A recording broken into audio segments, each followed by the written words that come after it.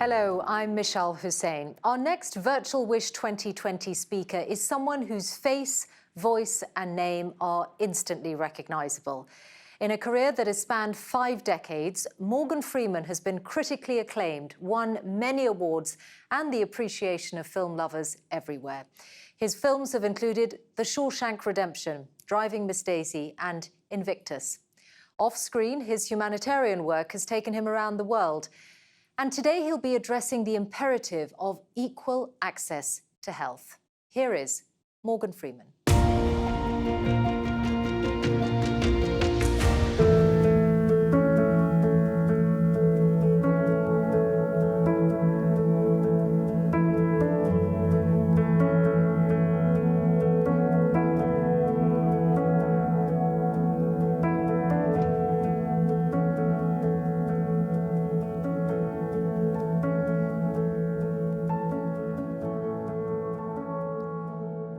Thank you for inviting me to join you today. I wish so much that we could all be together in person in Doha, a city built on an ancient, timeless dream. The dream that with hope and determination and persistence, anything is possible. That's also the dream upon which WISH, the World Innovation Summit for Health, was built. A special thanks to Her Highness Sheikha Moza bint Nasser for being the inspiration behind WISH, and for the team at WISH, who have managed to find a way to keep on going virtually, even in the face of a global pandemic. This has been a hard year for so many. More than 50 million people around the world have been infected with COVID-19, more than 1 million lives lost forever. Families hurt, economies disrupted. That's why WISH 2020 is not just the latest in a series of summits focused on health innovation and collaborating to build a healthier world. It's the most important one yet. And it's also the biggest one yet, because hosting it virtually has allowed us to include so many frontline health workers. If there's one silver lining of 2020, it's reminded us of our connection to one another, not as citizens of any one tribe or country, but as human beings. We're all in this together. That's a living, everyday expression of the Sudanese proverb, a child is a child of everyone. We really are all called upon to do something that is at the core of all the Abrahamic faiths, to be our brother's keeper. Health is part of it. And health is connected to every other issue in the way sinew connects muscle to bone. Each of us has the things we really care about. I started working to support the community in the place I call home several years ago through my Tallahatchie River Foundation, which supports early childhood education. I know the difference education made to me growing up in Greenwood, Mississippi.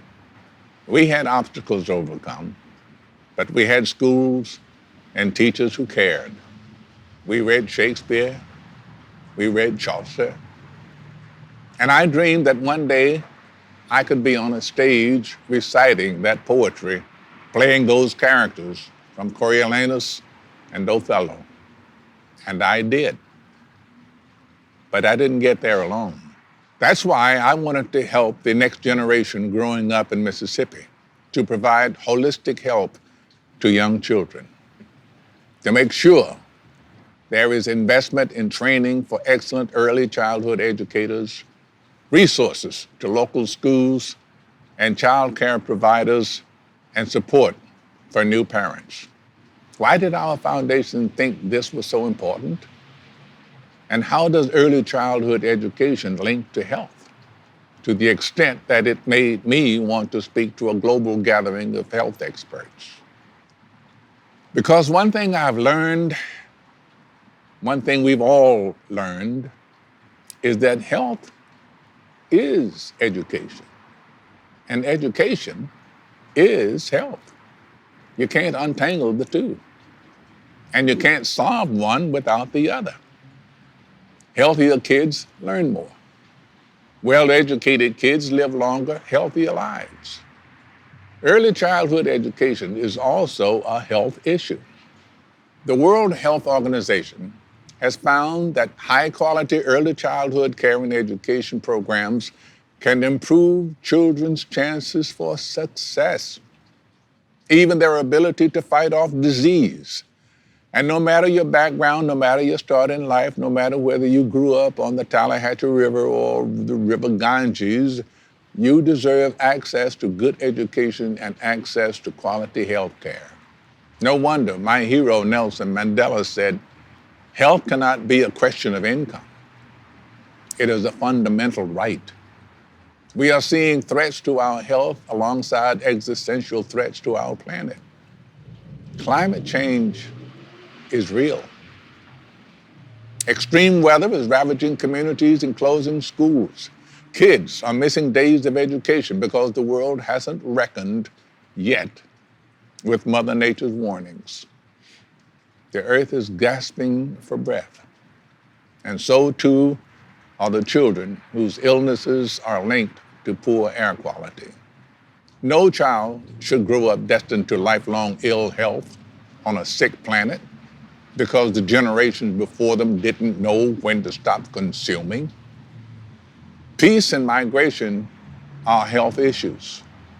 We have more children today displaced, living in refugee camps, or living in conflict zones or post-conflict zones than at any time since the end of World War II.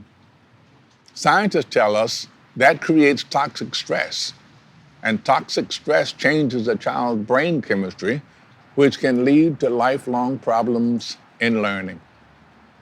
We're also discovering that toxic stresses as a child can lead to heart disease, diabetes, and depression in adulthood.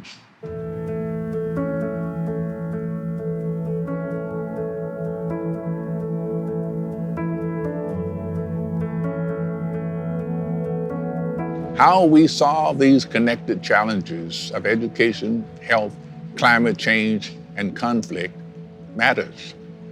I'm speaking at an event that in normal times would be taking place in the Arabian Gulf. The Middle East and North Africa needs to create more than 60 million new jobs in the next decade, just to keep pace with the number of young people entering the workforce. It also needs to keep them healthy.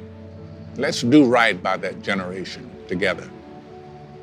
Today's children shouldn't grow up unsure if the world of tomorrow will have the natural resources to sustain them. They shouldn't be absorbing the anxieties of a world battling a cruel pandemic. Right now, we have the chance to reset, to salvage something from a year of trauma. If we take responsibility for climate change by reducing our levels of consumption, there's still hope that we can save the planet. If we trust in science rather than fake news, and if we put our trust in the healthcare community, we will get through the current pandemic.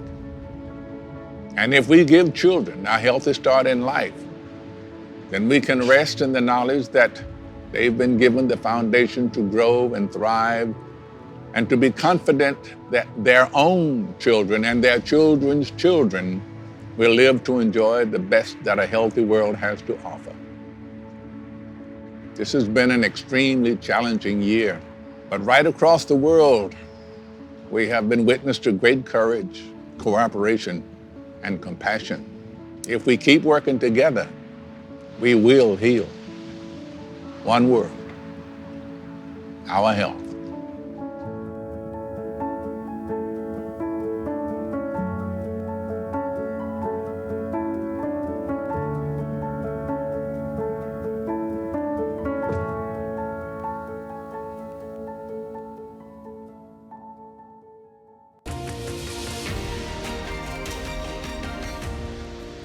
Thank you, Morgan Freeman, for that address.